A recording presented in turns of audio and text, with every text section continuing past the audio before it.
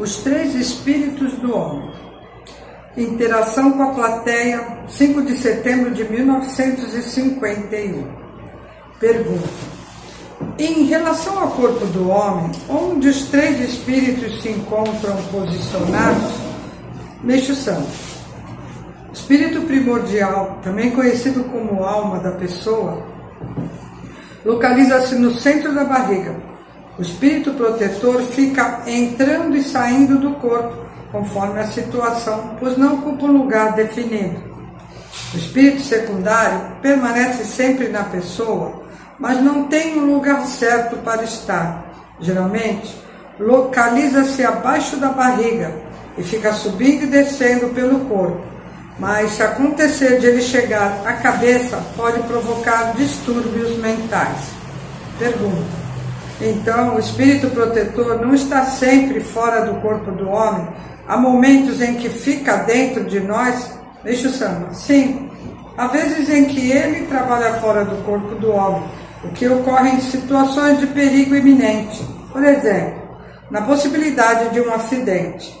Mas ele, estando forte, pode impedir tal acontecimento, chegando até a desviar a pessoa para outro lugar longe do perigo.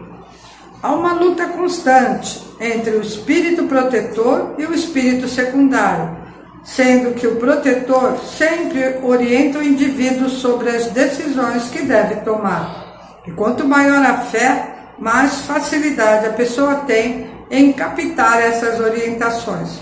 Porém, nos momentos em que se está com a fé enfraquecida, o espírito protetor também se enfraquece. Quando uma pessoa ingressa na fé, a força do seu espírito protetor aumenta, e assim ele se torna mais forte para vencer o espírito secundário. E nessas circunstâncias, constatamos que só coisas boas acontecem. Pergunta: e o espírito primordial? Meixo Sama. O espírito primordial é o grande responsável pela transmissão das orientações divinas para o ser humano. Durante todo o tempo, o espírito primordial está em comunicação com o espírito protetor, ambos da mesma pessoa, e a fé é o elemento facilitador dessa ocorrência. Se a fé for bastante desenvolvida, o espírito protetor receberá a mensagem. Caso contrário, ela será interrompida pelo espírito secundário, que só age por puro instinto, sem fazer a menor distinção entre bem e mal. Contudo, o espírito secundário tende mais ao incentivo do caminho do mal, sem medir consequências, muito menos tendo qualquer juízo de valor, vai permitindo a prática de atos negativos, desde as mais ingênuas mentiras até crimes irreparáveis, aspectos que só irão aumentar as máculas daqueles que os praticarem, fato que os levará a sofrer mais ainda.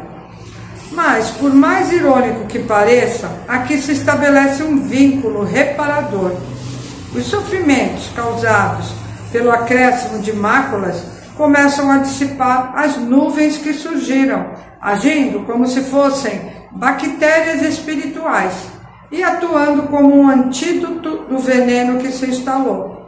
Quando toxinas se acumulam, tanto no espírito quanto no corpo, surgem bactérias para eliminá-las, e esse é um processo natural. Pergunta: o Senhor sempre nos orienta para que ministremos Jorei na parte frontal da cabeça. O que isso significa? Meixo Sama. O espírito secundário usa a testa, responsável pelo discernimento, para influenciar os seres humanos. Por isso, a cabeça deve ser constantemente purificada pelo Jorei. Pergunta: ministra-se Jorei na testa para purificar o espírito primordial? Meixo Sama. Não é só por isso. O espírito primordial já é puro, mas o que está ao seu redor é que é impuro. É o mesmo que acontece com o sol.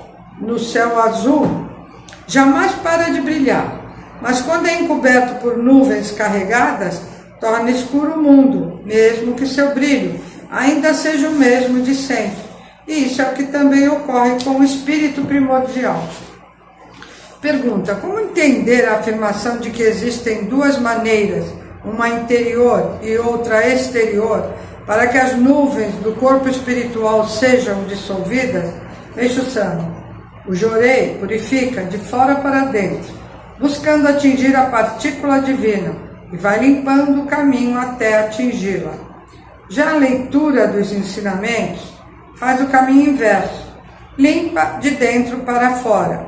Explicando melhor, a partícula divina, isto é, a própria luz, quando está encoberta por impurezas, influencia a alma.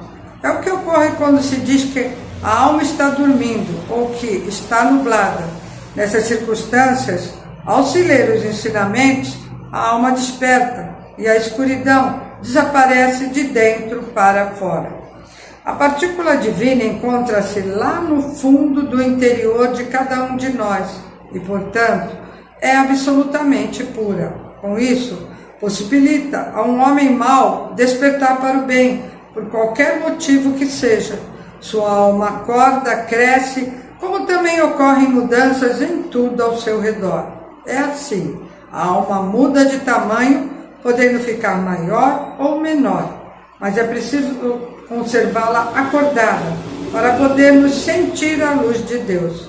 Pergunta: o que acontece quando alguém dedica para prestar ajuda a outras pessoas? Meixo Sama: aquele que foi ajudado sempre agradece ao seu benfeitor, e o sonen de agradecimento tem o poder de eliminar as máculas do dedicante.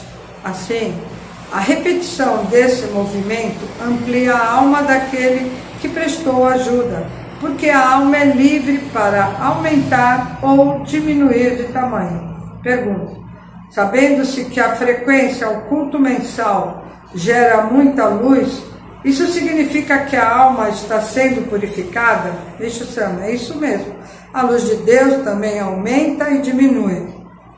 Quando muitos participam do culto, oram juntos, a luz divina aumenta e todos são banhados por ela, o que permite a ocorrência de graças. Cada participante é corresponsável pela luz que se forma e, ao mesmo tempo, também é beneficiário dela.